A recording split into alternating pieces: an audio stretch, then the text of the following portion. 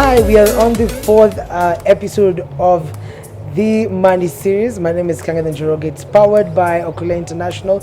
I'm also here with the Chief Executive Officer, Peter Moraya, who we are going to be discussing about, is it fast when you first get your money? Do you first buy land or do you buy a car? A car or land? What do you buy first? That is a very strong, that's a very difficult question, Mr. Kangede. Personally, I bought land before I bought a car. I'm not saying it was, or I recommend either, but for me, you have to look at every scenario differently, Kangede.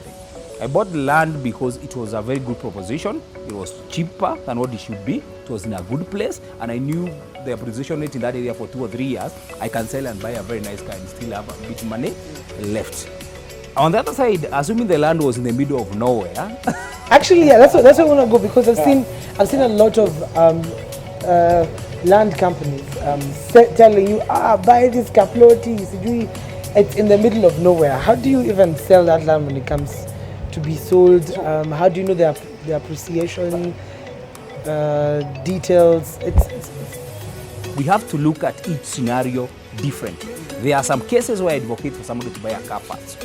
There are some scenarios where I would advocate for you to buy land. For instance, as you say, if the land is the middle of nowhere, we are talking of 50 kilometers away from civilization, land which will probably take 30-40 years before any meaningful development can get there.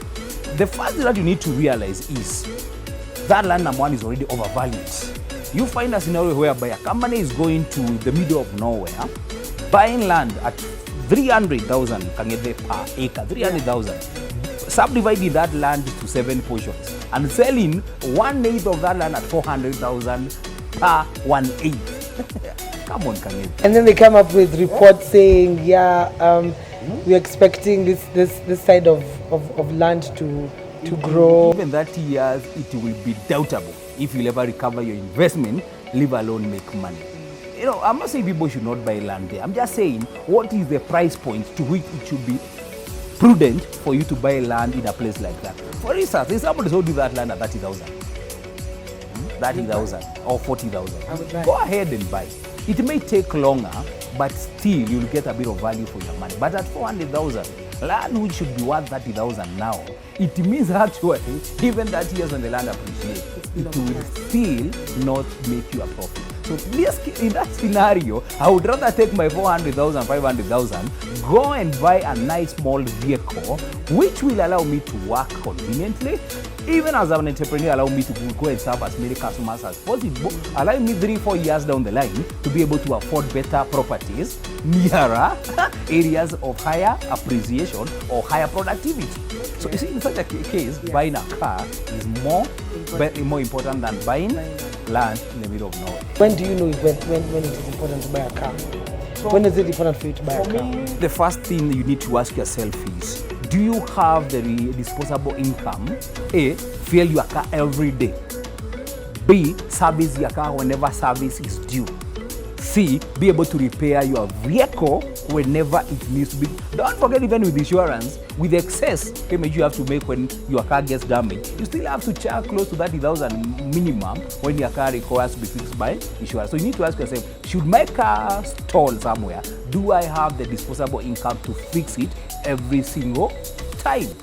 What is the point, Kangede, of buying a vehicle and you park it on your parking for 4 days a week?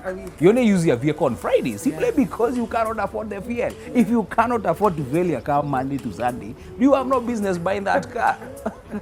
That's the first thing that you need to ask yourself. Can I afford? And is this car taking away disposable income from the right places? I have seen scenarios, Kangede, of people who drive decent vehicles cannot afford for their families basic luxuries like meat every day. In your own opinion, is it wise to take a loan to buy a car? Depends again. Remember, the loans are very good if well used. At Okolea, we always tell customers, borrow for the right reasons. Borrow, for instance, to grow your business. Borrow, for instance, when you have a real emergency. But do not borrow to go and drink. Do not borrow to buy a vehicle you do not need, to answer your question. If, for instance, somebody who is employed as a driver in an Uber or in Taxify and has been driving for his boss for 1 year or 2, and he realizes, why can't I take an asset finance from Okolea or others and buy my vehicle, which I can use to make money for myself, and instead of paying somebody a daily income, I spend that money servicing that asset finance. That is prudential. By all means, go for it. But if you just took your first job, you have 70,000 salary. After the taxman takes his cut, after you pay your HELB, you pay NSSF and HIF, maybe what is left is 50,000. Why do you want to go and take a loan of 20,000 per month for 3 years or 4 years to buy a car? And then you are left with only 30,000. 30,000, is that for food? Is that for rent? Is that for advancing your education? It doesn't make sense for that. But if a guy, say for instance, has been working hard for 4 or 5 years, his income has grown from 70 to 250 or 300,000. His disposable income is above 200,000. Even if this guy went and bought a Mercedes for 2 million on loan, where he has to service, say, 39,000, that guy is within his right. That guy is clever. He waited until his income grew exponential. And you will find in most scenarios where this guy waited for 4 or 5 years before buying his first car on loan. He first took his money and saved it and probably invested it in side hustles, as we were discussing in our second episode, Kangete. So this guy, 4 or 5 years down the line, his salary is high enough for him to take a loan and buy the car of his dream. But don't go taking a loan when you are earning 40, 50,000 to buy a car which you do not need. Should you buy land and speculate and wait for it to go to another level? Should you do agriculture on the land? Should there be a purpose for you to buy land, or just the haste of, oh, everybody is buying land, let me now also have a kaploti somewhere? Do not buy land which does not, of course, possess any tangible value now. Don't buy land which, as I said, should cost 30,000, but is being sold for 350,000 now. Why don't you still take that 350,000 and look for a business which you can do now, which can increase your disposable income? Land, if you remember basic economics, is a factor of production. In itself, it is not really what you would call an asset, a valuable asset. It's supposed to be a factor of production. You're supposed to use it to make money. You can do so by farming, for instance. Put greenhouses on that land. Grow something, find a market for those products. Let it make money for you.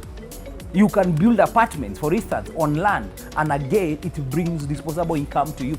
But when land is idle, no matter where it is, calling it as an asset is far-fetched. Telling people when you're having a drink with them on weekend, I possess 3-4 pieces of land in the middle of nowhere. You shouldn't feel proud about that kind of thing. You should actually be very embarrassed. Yeah. Because that land will 30-40 years down the line, maybe you'll be able to be breaking even. Well, a guy who used that kind of money, the 400,000, the 1 million, to start small multiple businesses here and there, is perhaps now getting several hundreds of thousands of extra income that is coming to his pocket. That guy in 2 years' time can be able to go and now buy valuable land in Nairobi or the neighborhood and build a few rental apartments here and there, which start to make him more money, while you and the idle land in the middle of nowhere is not giving you money. For this and other more stories, please check out our subsequent videos, and you will get to understand more of where we are coming from. As well, please, if you have anything to share, anything to like, please like, share, and also if you have any comments, anything you want us to talk about that we haven't talked about, please write down on the comment section, and we'll be glad. Otherwise, till next week, God bless.